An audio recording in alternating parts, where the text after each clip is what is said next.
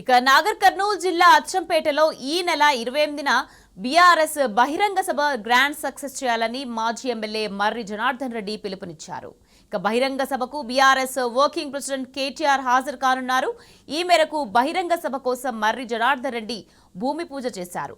సభ ఏర్పాట్లను పరిశీలించి పలు సూచనలు చేశారు. ఇక ఈ కార్యక్రమంలో బీఆర్ఎస్ పార్టీ రాష్ట్ర నేత రంగినేని అభిలాష్ రావు, సీనియర్ నాయకులు మనోహర్, మాజీ మున్సిపల్ చైర్మన్లు నరసింహగౌడ్, తులసిరాం, అచ్చంపేట నియోజకవర్గంలోని ముఖ్య నాయకులు పాల్గొన్నారు.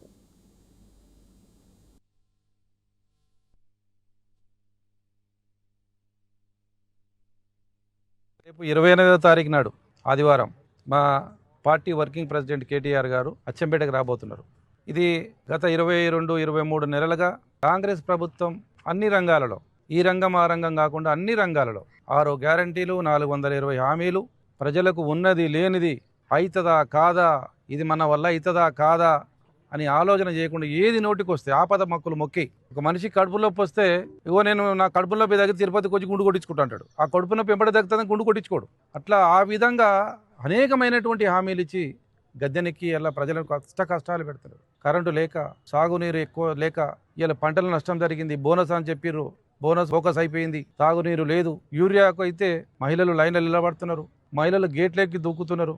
10 సంవత్సరాలుగో ఏ సమస్యలు లేకుండా చేసినటువంటి కేసీఆర్ గారు, అయ్యో అప్పుడే బాగుండే కదా, కేసీఆర్ ఉన్నప్పుడే బాగుండే కదా, మనం మోసపోయాం కదా అని ప్రజలు ఇప్పుడిప్పుడే అసలు విషయానికి వస్తున్నారు. ఎవరిని అడిగినా సరే, అమ్మా నీకు 4000 పింఛన్ వచ్చిందంటే ఏడొచ్చిందయ్యా కేసీఆర్ ఇచ్చిన 2000.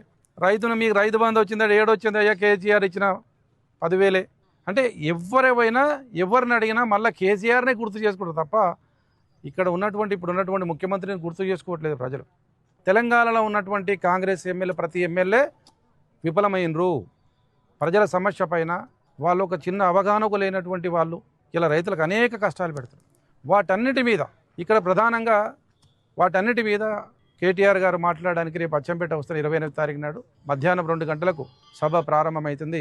తప్పకుండా అధిక సంఖ్యలో వేలాదిగా తరలి వచ్చి కేసీఆర్ గారికి మద్దతుగా, కేటీఆర్ గారికి మద్దతుగా ఈ సభను విజయవంతం చేయవలసిందిగా ఈ సందర్భంగా నేను ఈ అచ్చంపేట నియోజకవర్గ ప్రజలందరినీ కోరుతున్నాను.